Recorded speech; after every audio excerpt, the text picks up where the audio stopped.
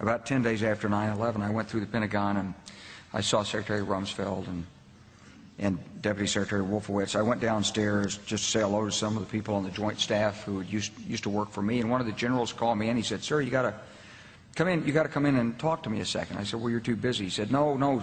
He says, "We've made the decision. We're going to war with Iraq."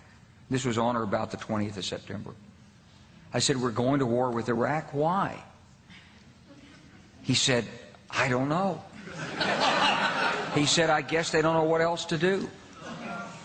So I said, "Well, did they find some information connecting Saddam to Al-Qaeda?" He said, No. He says, "There's nothing new that way. They've just made the decision to go to war with Iraq."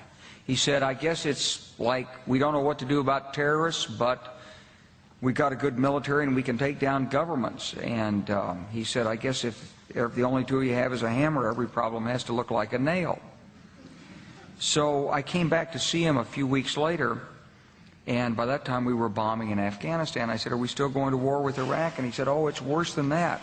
He said, he reached over on his desk, he picked up a piece of paper, and he said, I just got this down from upstairs," meaning the Secretary of Defense's office today, and he said, "This is a memo that describes how we're going to take out 7 countries in 5 years, starting with Iraq and then Syria, Lebanon, Libya, Somalia, Sudan, and finishing off Iran." The truth is about the Middle East is, had there been no oil there, it would be like Africa. Nobody is threatening to intervene in Africa. The problem is the opposite. We keep asking for people to intervene and stop it.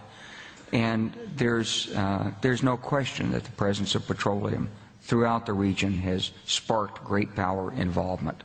Whether that was the specific motivation for the coup or not, I can't tell you, but there's always been this attitude that somehow we could intervene and use force in the region.